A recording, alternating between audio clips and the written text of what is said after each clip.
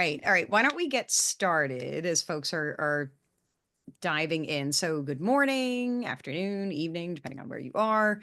Welcome to today's webinar. It's the future of compensation, scaling pay equity and transparency with CompTech. Thank you for joining us. We are so excited you are here. And why don't we start advancing the slide so I can do some housekeeping with everybody. So, hi, everybody. I'm Nancy Romanyshyn. I'm Senior Director of Total Reward Strategy and Solutions here at Syndio, and I just want to go over a couple of things. One is if you'd like a live transcript, you can turn that on. You can turn on the closed caption setting in the Zoom toolbar along the bottom of your screen. For privacy purposes, we have muted attendees. Their video is disabled. The list has been hidden except for Paul. But you are welcome, though, to drop comments in the chat as we go on. And as we talk about that, we have reserved time at the end for Q&A. So definitely submit any questions you have there, and we will do our best to answer them. This is being recorded. We will send this and the slides to you after this webinar, and we'll also endeavor to answer all your questions. We're also going to be sending you a survey, so we hope that you will participate in that as well. Okay, so as I said, I am Nancy. My background is a total rewards practitioner. So I spent many years at Willis Towers Watson before joining Syndio a few years ago. And prior to that, I stood up the compensation function in-house at my first company. I'm here with Paul. So excited that you could join us today too, Paul. So Paul is founder and managing partner of Novo Insights. This is a boutique advisory firm dedicated to helping compensation teams make a bigger impact. Paul founded it in 2022 to bring new insights to comp management based on your extensive years of consulting and in-house compensation experience. So 25 years you've been doing this work, and you are really looking for you and your team to bring new strategies, new solutions, and deploy, for example, compensation technology in new and different ways. You're also the primary analyst and author of the Novo Insights CompTech Market Insight Report, which is exciting because that's what we're going to be talking about today. And let's see, so why don't we go to the next slide? So as for Syndio, so we are the #1 pay equity solution. We're a platform that provides analytics and reporting, but we also have a surround of supportive consulting. So we provide advisory help around statistics, legal best practices, communications, and total rewards insights. We work with the companies you see on the screen, but many more. We actually have hundreds of customers, but we work with many of them confidentially. And we've analyzed data for over 10 million employees. What really differentiates us is sort of this mix of the technology as well as the expert advice. We find that really helps our customers shine. So I am going to hand it over to you, Paul, quickly now to introduce your firm. That's great. And I have to note, like, the extended pause on extensive experience made me feel a little aged, Nancy. Your extensive experience. Extensive experience. Well, we like to emphasize it's all good. I'm Right. older than you, my friend. When I wake up with a bad back, I'll say I'm feeling extensive today, right? Like that's my new way of claiming age. Thank you, everybody, for joining. I'm Paul Reiman of Novo Insights. She's introduced me better than I probably could. The team, Novo Insights, a team of 9, a boutique and fast-growing consulting business that is really operator-driven, right? The team is founded by people who did the work in-house. And as a result, we think about it a little differently. And how do we help you create comp strategies and execute, right? So that you make a bigger impact, with an inclusion of a pretty big emphasis on technology, because we have this whole theory that we'll talk more about today, that's a great way to scale your impact given the limits on resources that you have. So thanks again for having me, Nancy. Oh, well, thanks for joining us. And I'm excited. We have a lot to cover today. So our goal today is really to go through the landscape, really that overview of CompTech, dig into your findings and hear it from you, from the source. Then you and I are going to talk. We're having a conversation about a lot of the questions I have around comp technology and sort of this evolving landscape. And where we want to land is really helping the folks that are participating build their business case for pay equity tech, but as well as other tech around comp, because we know that that's really a pressing issue. And then we want to make sure that we have some key tech takeaways for everybody that's listening today. And then we'll go into the Q&A as well. But we like to have fun. So we want to take advantage of Paul's creativity. So we're going to play a game. Now, Paul, before we start playing this game, do you want to introduce sort of the origin story of the game? Gosh, yeah. So, I think everybody found new hobbies during the pandemic a few years ago. We had this extra time. Folks like me with small children were feeling sort of particularly stressed. And this reveals a little bit too much, but like, I think in charts. Like, Nancy will say she's a nerd. I think I might be as big of one. And I would sort of plot my feelings for the day in chart form. Like, what's changing about this? As the pandemic went on, my desire to see people went up. That's an easy one, right? Because I feel like I was isolated. But there were some humorous ones too. And I actually stumbled upon a game that had a similar concept of how do you like think in charts. Mhm. So we created one. It was our giveaway at the World at Work conference. I think we're the smallest company ever that thinks about how do we have the best swag at a conference. And it created this. So we're going to sort of Yeah. demonstrate how this worked. Exactly. So, and I basically was playing this game. That's the beauty of it. So here's a chart, right? So it's like Charty Party, right? It's Novo Insights version. So number of states with pay transparency requirements. And then it's basically what can you plot in terms of what would also have a direct relationship with this. So so anxiety, yes, is one. As those, right? The requirements go up, but then yes, maybe your belief that alcohol is required. So those were two I chose. And then if we go to the next one, I do want to play another round. Yeah. So this was the percent of your organization agreeing there. So I don't know about you, Paul. Like I had a lot of choices for this. So yeah. So I was thinking, well, yeah, starting to lose sleep, and then maybe, how active, how productive we're going to be, or belief that, the money spent on my education was worth it at this point. And now, yeah. And then just sort of. Yeah.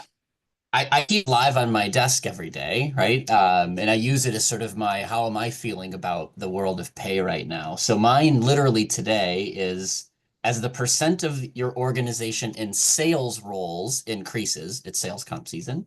What's also increasing, how much I prefer dogs over people. That's that's my plot of the day, just I based love on it. what's going on in my life at right now. Exactly. All right. So we're going to do some compensation therapy today, I think is going to be part of what we're going to do. So I'm showing the CompTech landscape that you designed, but first I just wanted to begin with a super quick sort of broader landscape. So, the topic, the reason why we titled the webinar what we did was because pay transparency seems to be really forcing this change on the way that companies are managing and scaling pay Yeah. decisions, right? It's just we're really in this transition period, I think. We're in this whole new world. And that's why I think we're seeing this.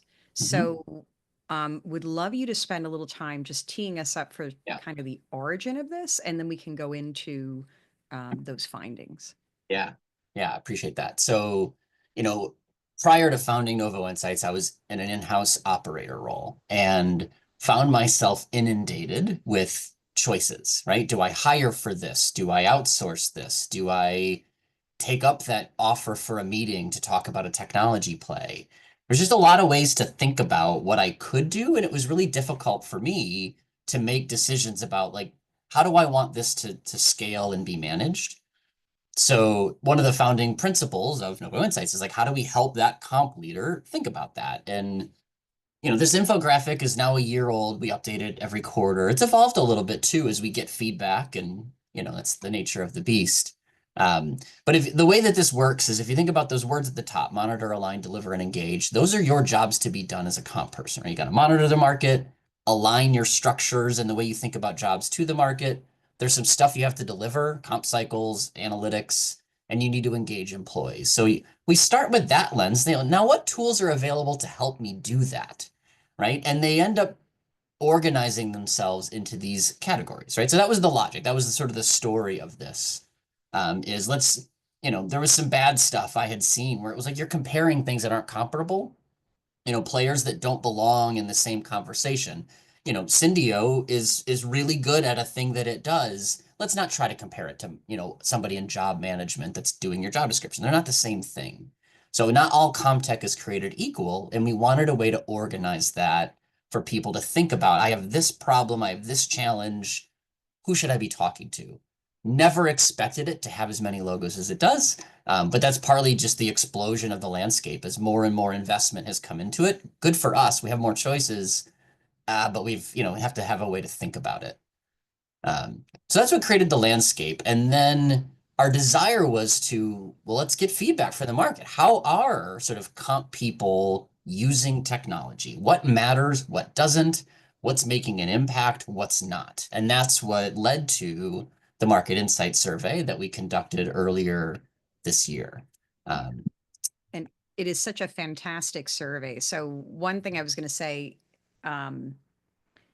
we provide a lot of information about pay transparency broadly. We have a lot of, for instance, resources around the EU Pay Transparency Directive.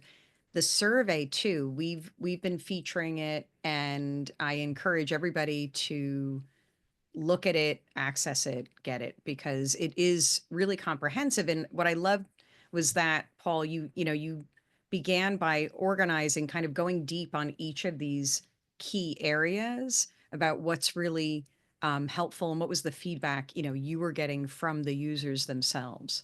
So maybe do we want to go to the next slide and Yeah. start digging into those insights? Yeah, it's kind of a summary of what we learned in that with a little bit of a highlight on pay equity, of course, because that's where we want to focus our conversation today. So one of the first things we asked about is like, does this matter? Like, do you care? How important is this as you are making decisions about managing your comp program? And what we found is that yes, in general, things are important, but perhaps more importantly, they're becoming more important. So comp leaders consistently across these categories said, yeah, I get that tech is going to matter more in the future. And that was particularly true for pay equity. So when we did this work a year ago, what we heard was, yes, pay equity in particular, you'll see it's kind of below the median today, but above the median in the future. So it's flipping. People are realizing that they need to invest in, pay equity management broadly defined, and they see tech as playing a role in that. Yeah. What's one of the reasons why it's growing in importance? Today's market share leader in CompTech is Microsoft because it's spreadsheets, right? You're either not doing it, you're doing it in spreadsheets, and in some cases, in some categories more than others, you might be using a third-party system. Pay equity has this extra lens of, you might be using a law firm to do a bespoke analysis, but by and large, most companies are either not doing it or using Excel, kind of for everything in CompTech. And that's why people are realizing, okay, this is going to grow in importance because is that scalable? What risks am I taking by doing this manually, et cetera? Yeah, I just think it's so fascinating to me because I know when we were preparing for this discussion, one of the things we were talking about was the fact that, when we think about the ownership of some of these different areas as well, Mhm. um, we've seen the expansion, right? That's come under compensation professionals, broader total rewards professionals. Pay equity is definitely one of those items. So I've witnessed that over these past few years where this was not something that was part of your set of work that you were working on necessarily. And now we've seen that ownership kind of transition. And then it becomes, okay, so how are we going to handle this? So I wasn't surprised definitely to see that. And I do think it's fascinating how it just seems like everything is increasing, as you're saying, from a technology point of view, that I think folks are realizing I can only do so much with a spreadsheet. Yeah. Even the best guru, spreadsheet folks out there, there's only so much, right, that we're able to manage. That's right. And that's literally the next finding. So good comment when it helps you flip the slide is like we see notable gains in effectiveness, right? And particularly in pay equity, the highest number on the charts, highest numbers on the chart are in the pay equity category where comp users say, this gets better, right? The biggest number is the methods and insights, right? So if you're doing it manually, you've got to create that methodology, that formula. You have to figure out how to do the math, whereas you have vendors like Syndio who've spent years thinking about the right way to do the math. Um, you know, Process workflow, data integration, right? Like, I find that people elaborate this stat all the time. So I don't know what's right, and I'm going to make it up, which is like how many spreadsheets have mistakes in them. Like most spreadsheets have an error in it, and in certain categories like pay equity, you don't want a mistake. Not that you ever want a mistake, but the risk is high, right? So that, the ability to scale well, you get a more effective outcome when you invest in sort of purpose-driven tools rather than sort of manual work. Yeah.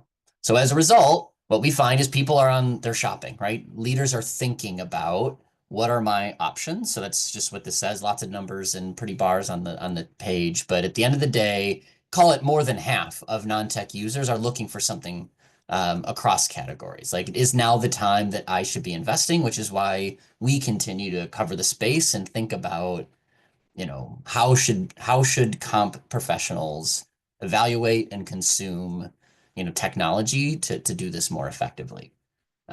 It makes an impact, and we particularly see that in the pay equity space. If we flip over, we ask people like, how likely are you to recommend the vendor you have? And consistently we hear, particularly for pay equity, having a system, I recommend that over a law firm or over manual. We didn't put the manual one on the page, but like people like the experience and people like the effectiveness gains and the confidence that comes from deploying tools rather than trying to figure it out on their own.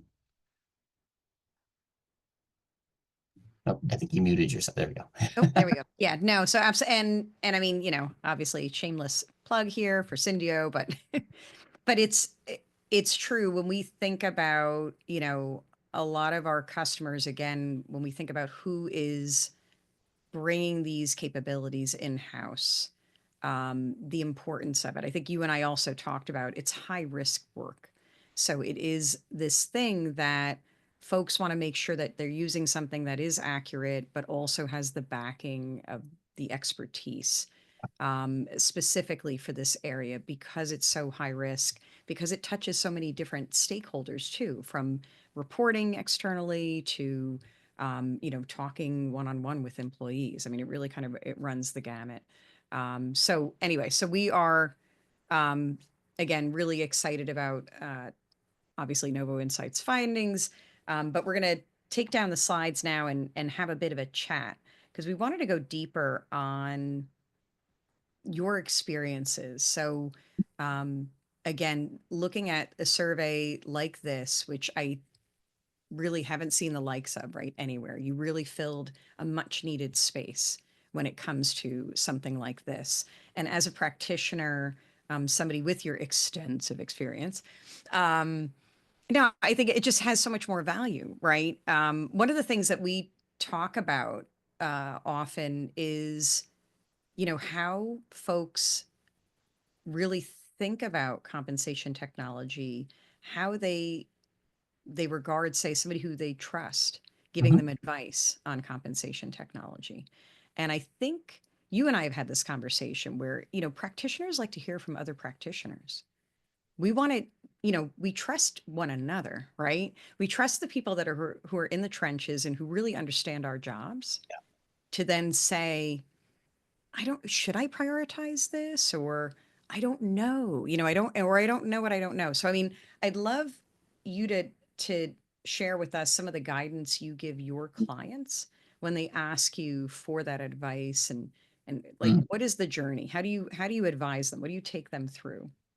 Yeah, it's a loaded question. I mean, I think we always start with technology is a means to an end, right? So having technology is not what you actually are after. You are after an outcome. You're after reducing a pain, providing a new service. solving a problem, right? So we always want to start there. Don't just grab tech for the fun of grabbing tech. Know what you are after and be clear and prioritized about what you want to accomplish now. Too many organizations want to just get better, right? I need to do the things, which results in sort of a sprawl of technology and some difficult, some difficult usage of tech because you haven't thought about what you really are trying to address. So it's always like start with the problem. Um, and that can point you to a category of technology that you should actually explore, right? Or if it's a multifaceted, broad problem, absolutely. You might need to explore a platform that's broader than a given category, but start with like, what's your issue? What are you trying to address? I'll also say, and it'll come up later when we talk a little bit about like building the business case, but um, it's not like pay equity is a thing. I get it, but it's actually not specific enough. Like there's different forms of problem within sort of the pay equity, pay transparency journey, right? Is it we need to do a full audit that we've never done before? Is it, gosh, I feel like every time we make an offer, it's not the right offer and we're making our problem worse? Is it as simple as, yeah, I got this Illinois pay reporting thing I have to do and I just don't know how to do it? Or heaven forbid, you've got population in Europe and you've got to comply with every country's different sort of reporting requirements. Like those are different problems. You might have all of them, in which case, great, let's talk about the whole set, but like really be clear about this is the issue and how does technology help me solve that more efficiently than a human, right? Because that's really what technology is intended to do, is to make the human work more efficient. So what can it do that's additive compared to using resources that you already have or hiring for it? So that's always where the journey starts, is what's the problem? And let's be clear about, will technology solve this in some way? Yeah. I want to make a quick note just to the audience. Definitely, please feel free to pop some Yeah. questions in there. Actually, we did get one question around when we think about the HCMs. So we have a question, if I think about UKG or Workday or, I feel like there has been this assumption that, well, if I have Workday and Excel, don't I have what I need?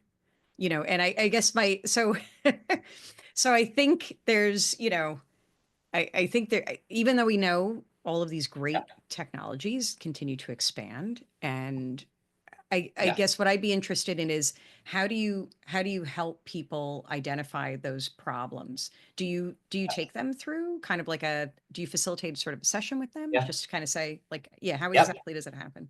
It's a great question, and thanks Rodrigo for sort of prompting us in the chat about it. Yeah.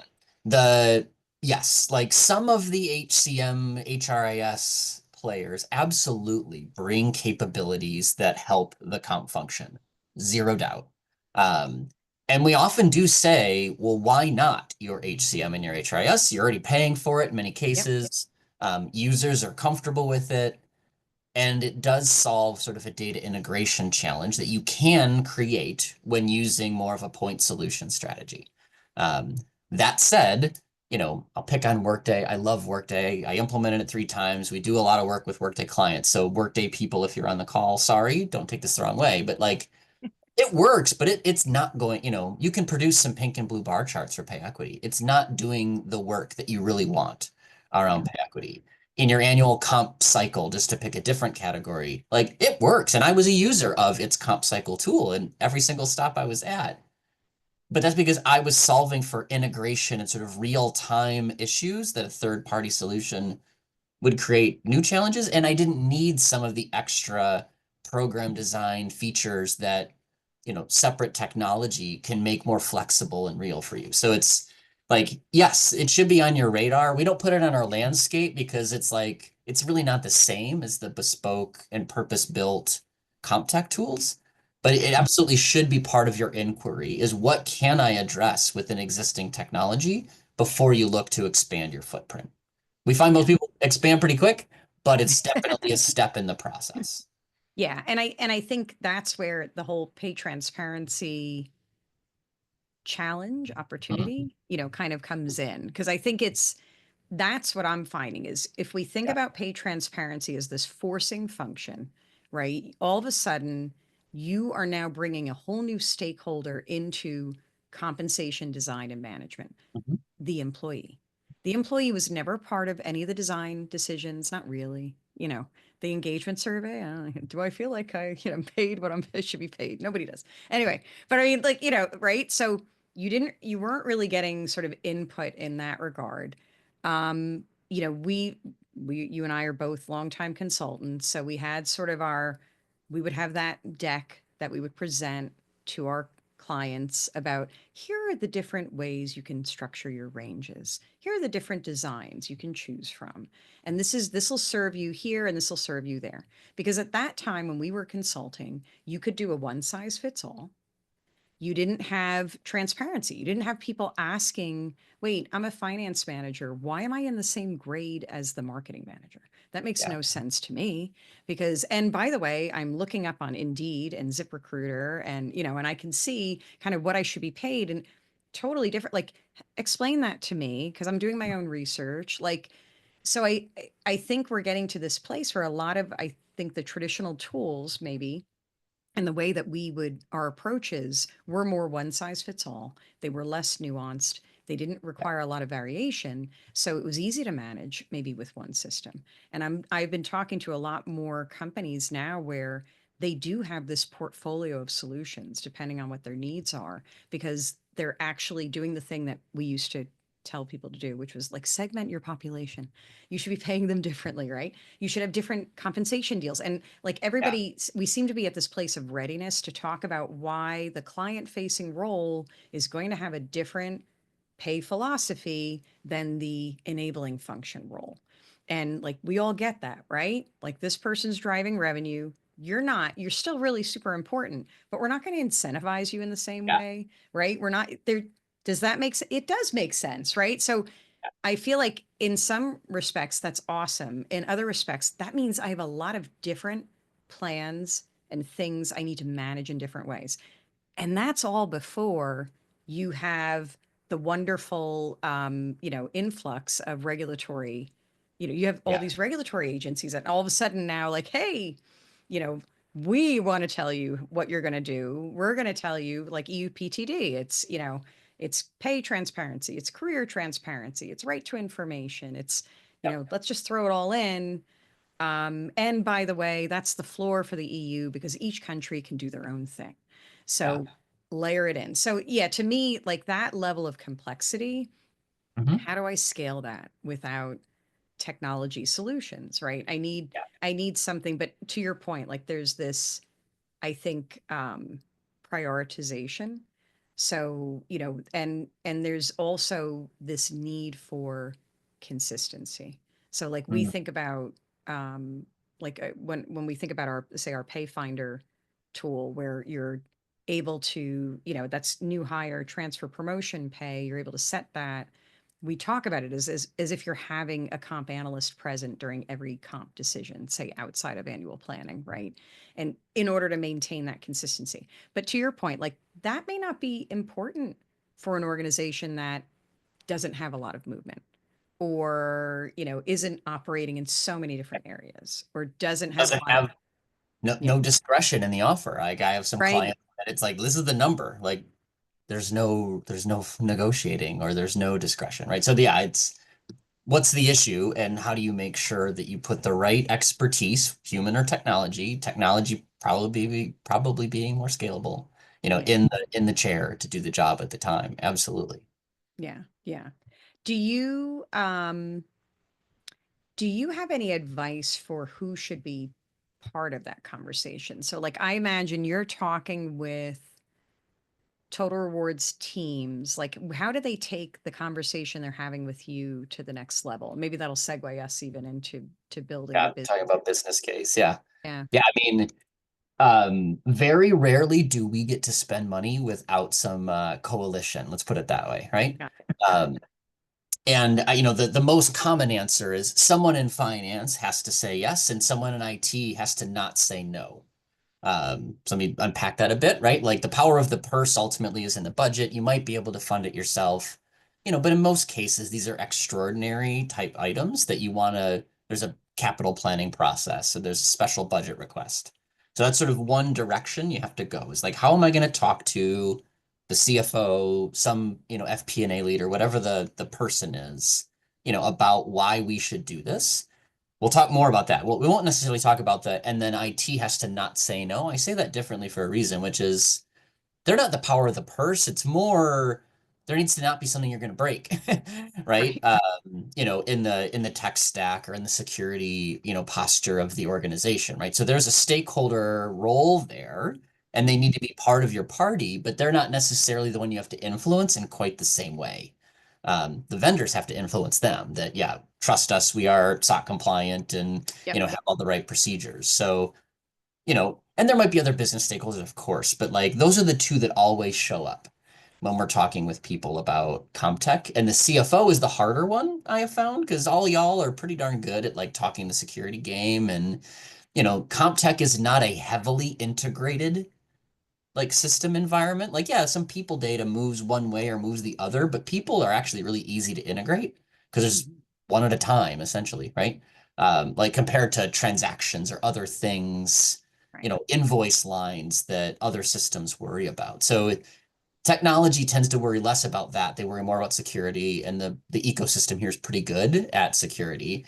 It's building the financial case is where it can be sort of challenging. Like, why should we do this now with this spend? And how do you talk about that from an ROI perspective?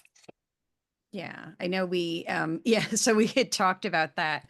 Yep. Thank you for bringing up that slide. That brings us into that. And I know we wanted to spend some time here because I think that becomes the hardest thing. So one of the things we've observed is, again, if we think about what pay transparency is creating, there was a time when comp teams, we were the owners of the design, the administration. We set it up. We did the big job architecture project. We implemented it, and then we went away and did our thing. And we could work in our little silo and kind of manage it from afar. And now we're at this point of, we really need to sort of open that up more, and sell internally, I think, to our organizations in a way that we're not accustomed to, as you said, right? So we tend to talk about the things that maybe are important to us, similar to when I think about compensation communications. We were, I joke all the time. I'm like, I can design a pay program, not the best communicator though, necessarily of that pay program. And so what I might perseverate on is, the percentile, oh, we pay at the 50th percentile. And like, Paul, average employees, like, what does that even mean? Like, what are you saying? Or, the comp ratio, it's like, oh, so in a similar fashion, I think, we're not accustomed to, and I think a lot of leaders in total rewards are learning the muscle of how do I convince the business of what I need? Yeah. Because the business has been able to say to me for a really long time, hey, we have this great HCM, that we spend boatloads of money on. That should be able to take care of all your needs, right? And you have Excel. You're good. Aren't you good? And what we have to do is make the case of no, I'm not. So one of the things we've seen is pay transparency has become the platform. Sometimes I'll call it that. I'll say it's your platform. It's your opportunity to say, here's the thing. I know we used to do it this way before. We can no longer do it that way because these are the questions we're getting. These are the regulations, what they're requiring. This is the information we need at our fingertips. We're not ready to just open everything up to every employee. I think you would agree with that, leader. Um, so I need help. There are things I'm going to need to do. But one of the things we talked about was specifically with pay equity, how to pitch, say, pay equity. So you made a great observation, and I want to hit on sort of this first part where you were like, Yeah. And this is a complaint I have about a lot of vendors in the space too, in all candor, which is they'll speak to the thing that everybody in the category is trying to solve, not how they're going to make it better. So mm-hmm, that like the analogy here is don't go to your CFO and say we need to pay fairly. Like that is not a business case. Yeah, okay. Like if you're having that conversation still, you're not ready to pitch the technology. It's once you've agreed you want to pay fairly, now let's talk about the best way to do that. So that's what we mean by pitch pay equity tech, not pay equity, right? That we need to pay fairly is not a business case, right? You need to be prepared to make a business case for a technology investment that's going to increase effectiveness and efficiency or decrease risk. Like that's the story you need to tell. And specifically, if you're pitching a solution, why this solution does that better than other things you could do, right? Why Syndio instead of the law firm? Why a different, category technology instead of Excel, right? It's not we need to have a comp cycle or we need to have market data. It's like this is the problem that we are solving and how technology makes that more efficient. Yeah. It's a different conversation. Like you're not pitching the principle, you're pitching like the specific usage of a tool to solve that problem. Yeah, it's more about the tactics that you're using and the fact that you have to up your game. Yep. So that's why we often turn to, again, pay transparency as the reason. Because, one, I joke, it's kind of sad though, but I mean, it's, wow, so our biggest spend, which is employees' pay, Yeah. we get wrong. We basically admit every year, if we're doing a pay equity analysis with a law firm, we're making mistakes because we have to correct. We have to remediate. That means that's just a nice way of saying we made a Yep. mistake in paying them and now we have to correct it. Yep. So it's almost like if you could present it with this sense of urgency of, okay, that was okay when nobody saw what everybody was making, but now we live in a time when everybody's going to see everything. And even if you don't have a law that's requiring it, you have employees. I mean, I can go on any social media now and learn how to negotiate my salary. I can learn what I should be being paid. I mean, there's a ton of information out there now. Yeah. So it becomes one of those things that I think it's important. And we're seeing more and more, I think, amongst, say, our clients that are successful in making that pitch to say, we're living in a whole new world. It's not just about market data, even. It's more about our practices internally. Are Yep. we efficiently using our resources? Are we overpaying people? Let alone underpaying.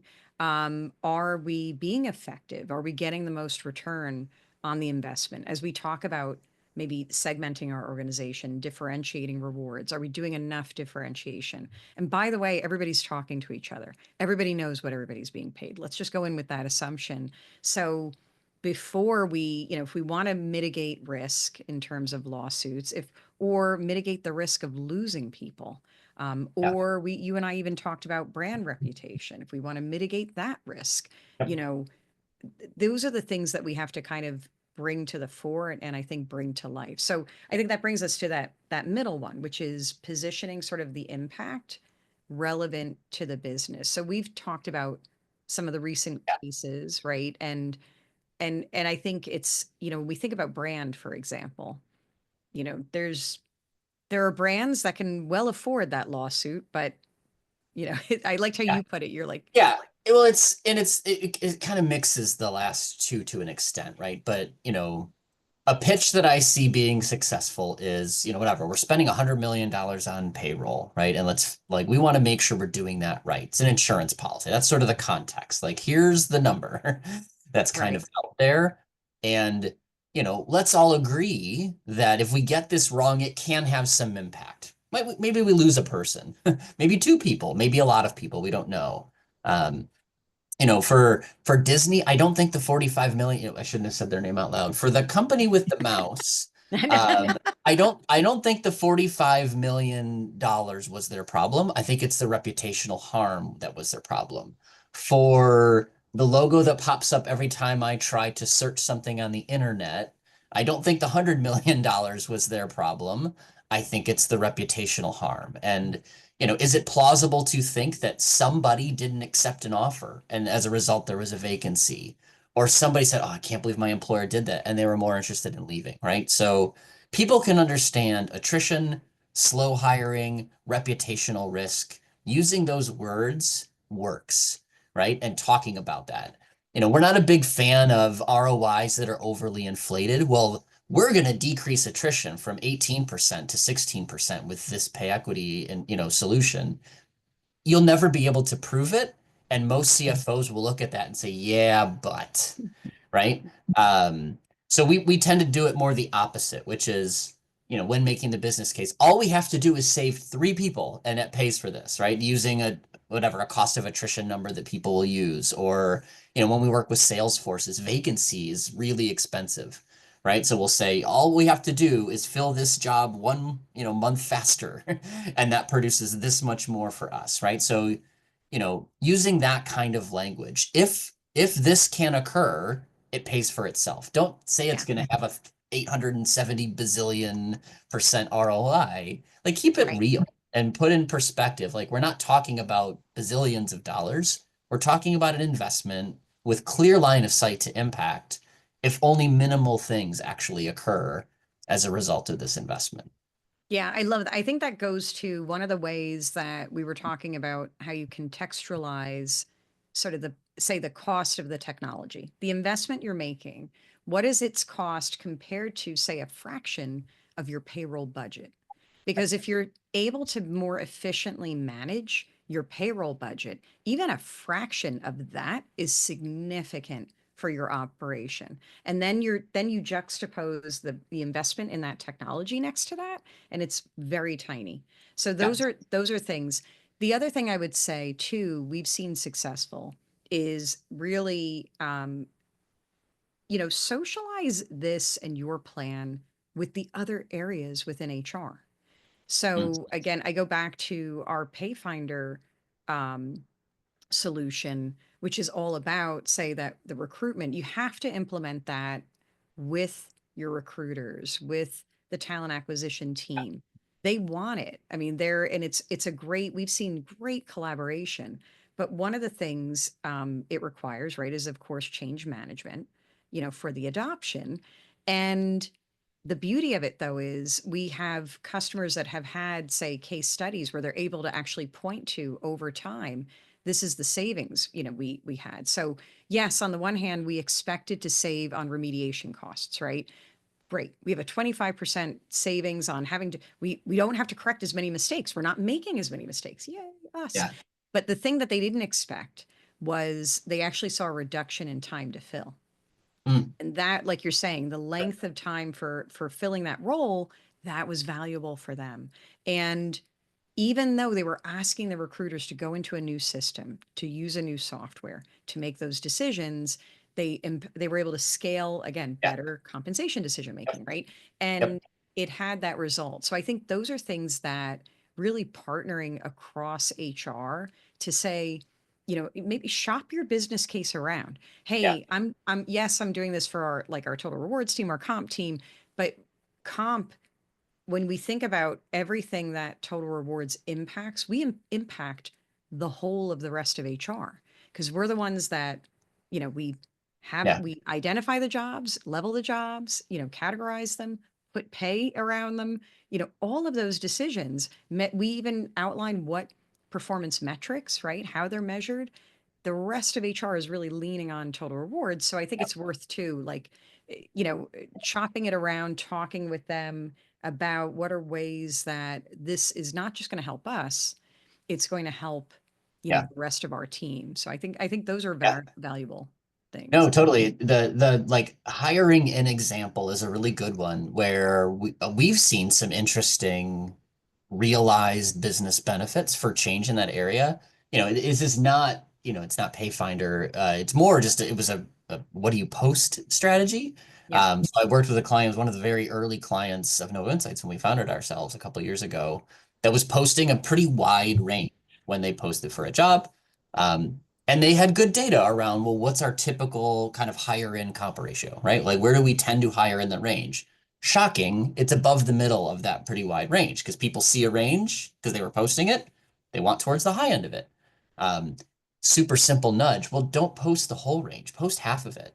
And they've seen a meaningful difference in like the higher in comp ratio. And they're not saying we're getting worse talent. It's more we've set different expectations. So there's a business case statement there that if you're looking to invest in a change, you say, look, if we can get that new higher comp ratio from 1.06 to Right. 1.0, here's what that means in terms of labor cost savings, right? So like it may not happen, but you sort of frame it as all we have to do is get it from a 1.06 to a 1.04 and it pays for itself. Like that's a good way to talk about ROI. Because those are benefits that can feel real to to a CFO. Oh, okay, I could see where that would be the case. And you're not selling them on promises of hiring everybody dirt cheap. You're selling them on the, plausible kind of, conservative benefit. So that's sort of the key advice we give when you're building the business case. Don't be grandiose. Like be conservative and real about what's likely to occur. And I love that because it also it builds on, say, the risk mitigation conversation. And I Mhm. think that's the thing that traditionally, when we thought about pay equity specifically, we've thought about it as a risk mitigation play. And what I really love is in the hands of total rewards, though, it's a talent optimization play. It's a Mm. play at better, efficiency, scalability, of better comp decision making, better management, right, of the spend. And I think that has just an enduring appeal, Yeah. because then you don't, I've heard the naysayers, oh, we have a change in administration, are people going to care as much about pay equity? And we had a whole other webinar that was all about that, about what it means when you see things happen at a federal level versus at the state level, and how you see sort of the scales just kind of tip. So you're going to get more activity at state level, and again, EU PTD is rolling right along. That's impacting all manner of people. Expectations are there. And I always say you can't unring a bell. Pay transparency, it's out there. So people know very quickly, the population is going to learn what certain jobs cost. It doesn't really matter what legislatively is happening necessarily, because like Nancy and Paul can go online and we can figure out what we're supposed to be paid, Yep. and then we're not going to accept a job unless we're paid whatever that Yep. is. Or we're going to walk into somebody's office and say we need, to be paid that. So I think those are the things that um are changing, but I really like that idea of talking about it in a that broader sort of Yep. management efficiency context, because that's going to appeal. It's going to help you make your business case really across the different stakeholders at your Yep. organization. Yep. I think that's dynamite. All right. So if I know we're going to be going into Q&A, um, so we have about 10 more minutes that we can spend. I know one of the things, though, before we talk about that, I'm just looking at my notes. You all did a survey recently, though, around um, talent in compensation. So your total rewards teams Mhm. and spending in that way. Do you want to talk about that as a sort of another? Because I think that's also contextualizing, right, for the business and. Yeah, I mean, yes. I mean, we get asked that question a lot, like how many comp people should I have? So that was the real research question. And the answer is, I won't say it depends, that's too consultancy, but like there's stuff that goes into that, how big you are, what industry, what you're doing. But a couple of things we learned, like nobody feels overstaffed, right? You're always behind the curve, right? So as your organization scales, as you're asked to do new things, headcount comes later. So you're always sort of up against the edge. Um, and comp headcount's not cheap. Like all of us on this call, like we make good livings doing what we're doing because it's an important niche expertise. Um, so those are kind of, zoom out from the specific benchmarks of how many should you have. Like the finding is like this, like we're always understaffed and it's expensive to hire. So how can you scale your efficiency while maybe not being able to work in full headcount increments, right? A US-based comp analyst is not a cheap hire, and technology in many cases can supplement that spend in a different way. Of course, we have a bias perspective too, that sort of fractional expertise and contracted expertise can also be an alternative. But don't always think in the full headcount because that's might be a tougher road than Mhm. investing in technology. Yeah. And I think especially as companies have, the complexities that are coming with, again, with comp management in this space of it's no longer that one size fits all. So you're Yeah. really kind of asking people, I feel like we're going to get more nuanced areas of expertise, and Yes. it may be location based as well, Mm. for a lot of companies. So, I think that's all, considerations. And I like that sort of that balance of where can the technology help you be consistent as you're managing that, and scaling that. And then where can you then supplement with maybe fractional expertise in Yeah. some of these different areas. So I think it's, again, when we think about total reward sort of in transition, that's exactly sort of that trajectory that we're seeing. So that's where, yeah, technology can kind of help fill that gap in a way. Yeah. Um, and it may be seen differently by the organization in terms of, making an investment. So, Yeah. The other thing around, we didn't study this, but like the number of comp people I personally know that are changing jobs right now is very high. It's a liquid, fluid market. And a benefit we often see is technology insulates you a little bit from the impact of transition. Like you have a system that still works when there isn't somebody in the chair. Right? You can still run the pay equity analysis as long as somebody knows what button to push. You don't right. need to know, you don't need to have the analyst who built the spreadsheet, and knows where all the Yes. gremlins are in the work, right? So it's kind of an undersold benefit. It decreases risk that when you've got good enterprise tech, there's an ecosystem of people who can push the right buttons. Whereas, like, you know, I built a fair number of these in my career where like nobody else is going to do that but me because nobody Right. else knows how to run the spreadsheet that I built. I, Um, you know what I mean? So like yeah. that's part of the risk story, I think. Yeah. Given this time of year in particular, I mean, there's a quiet period where we're all head down on comp cycle, but the fall quitting season and the spring quitting season for comp people is real, and technology can help you get through that for sure. Yeah, there's a business continuity element, right? And Yeah, and yeah, the institutional knowledge goes, and as a consultant, I know I had that experience where I had clients that would have to ask me questions long after that project was done yeah, because everybody that worked on it was gone. And they would have questions about, well, wait, wait, why are we doing this? Why is the policy written that way? And I was their institutional knowledge because I was the consultant on the project. So yeah, those are the things that, yeah, that is very real. And it's really important to build that in. And that's another dimension, Paul. Actually, that's really, I hadn't thought of it in quite that way. So I thank yeah, you for that because that's really, yeah, that business continuity angle. All yeah. right. So, okay. So we have, let's see, we have a question The on, question, which I've pre-read, and I think I can shorten it a bit just because yeah, just to cover it. But it's like it's the pushback question. Hey, we already have Workday, Dayforce, and you're the Excel ninja, right? So why do I need something else? Like, why is this not good enough? right. Uh, and that is a common pushback. I think we've spoken to some of it, but to recap a few, right? Like an Excel ninja is not a methodology expert. So particularly around pay equity, like you don't want the math to be wrong. And like the way I talk about it to clients is pink and blue bar charts are not sufficient, right? So like simple comparisons might be interesting, but they don't actually help you solve a real problem.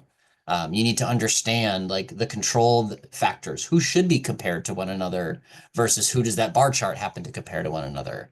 So it's not just a crunch the numbers exercise. Like there is real methodology risk to manage. Um, Mhm. and do you want to spend the time building it in Excel rather than sort of managing it in a more holistic way? So that's one of the key reasons why like big HCM plus Excel Ninja just doesn't work for pay equity. And we saw that in the survey responses. We didn't put in the demographics, but a vast majority of our feedback on the CompTech Insight survey came from companies with a real HCM system, most commonly Workday. And they still cited you get a huge effectiveness gain by using CompTech to solve that problem, right? So that's a big part of it. You've got to manage that sort of methodology risk and the efficiency challenges of like I'm building it in a spreadsheet, right? Sort of manual spreadsheets. Um, I think that's the big pitch around why it's not good enough. Great. Now, that's really helpful. And I think it's been our experience that a lot of times, like you said, it's not about I mean, it is about the math. It's making sure the math is right and accurate. So I'm not going to say it's not about the math. It's absolutely about the math, but it's understanding then having the experience of holding that math up to a variety of different stakeholders, explaining it to people, Yeah. making sure you can make the case for why you're seeing what you're seeing.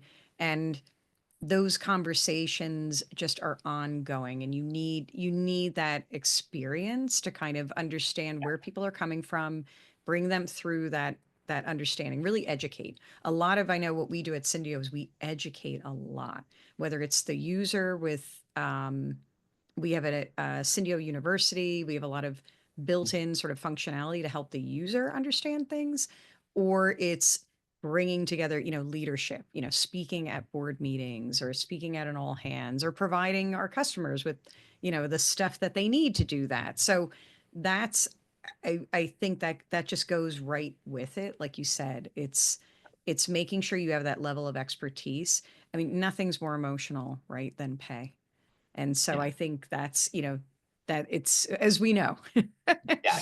So I think it's important to get that right. Yeah. That's really the issue. The other, just because I think it answers questions frequently too, and it's kind of embedded in the prior one also, is I think part of the story you need to tell around pay equity is that it's not just the annual analysis. Um, yes, you want to do a review and make sure, across the population. Yes, during your cycle, you should look at, is there sort of bias built in? I think, not to stump for Syndio, but I will for a second. Like the moment where most pay equity leverage occurs is at the point of a change, an offer or a promotion, right? So I feel like a lot of organizations invest in like a full population view of pay equity once a year, maybe twice a year, or during their annual cycle, they'll do a quick check. But during the annual cycle, you're only touching, call it 3 to 4% of salary. At higher, there's a lot more movement. So it's like the leaky bucket problem. You can fix it during your cycle, you can fix it during an audit, but the moment you hire somebody is when it changes.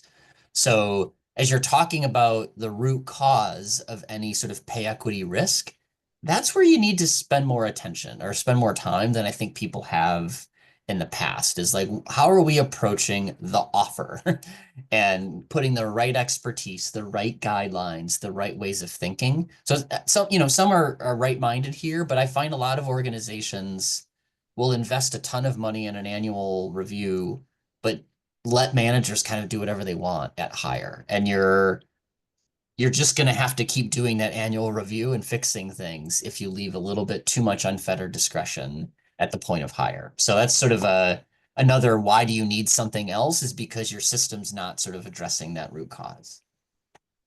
Yep. I think that's the perfect spot to end, and we have run out of time. So I thank you so much for taking the time to take us through it.